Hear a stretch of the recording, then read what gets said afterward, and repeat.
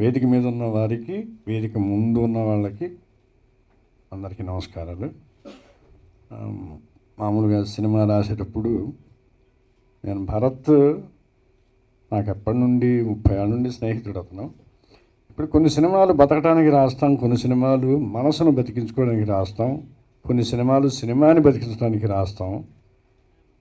వీటి కోవలోకి తీసుకుంటే భరత్తో సినిమా చేయటం, ఎందుకంటే డైరెక్ట్గా కన్నా భరత్ నాకు మంచి స్నేహితుడు, ఇద్దరి మనసులో ఒకటిగా ఉంటాయి ట్యూనింగ్.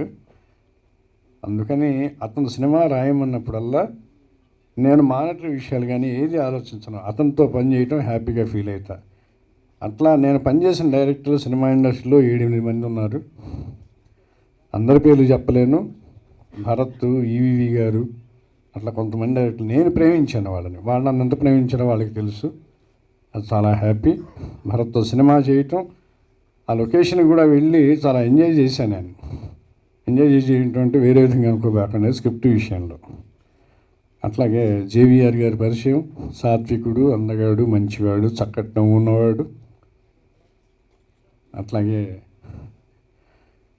మన కెమెరామ్యాన్ అందరూ సాత్వికులేనండి, ఎవరు ప్రతి వాళ్ళు. మన సురేష్ గారు మన మ్యూజిక్ డైరెక్టర్. ఇంకోటి ఏంటంటే సినిమాలో ఈ సినిమాకి నన్ను డైలాగులు రాయమని భరత్ నా దగ్గరికి వచ్చిన టైంలో ఒక అబ్బాయి మూలగా నిలబడుతున్నాడు, ఎప్పుడు చాలా ఒబీడియంట్గా, చాలా మంచి కుర్రాడు. కూర్చోమన్నా ఇబ్బంది పడుతున్నాడు. కూర్చోమ్మా అంటే చాలాసేపు ఇబ్బంది పడి కూర్చునేవాడు. 3 times అట్లా జరిగింది. 4వసారి అబ్బాయి ఎవరంటే ప్రొడ్యూసర్ గారు అబ్బాయి అన్నాడు.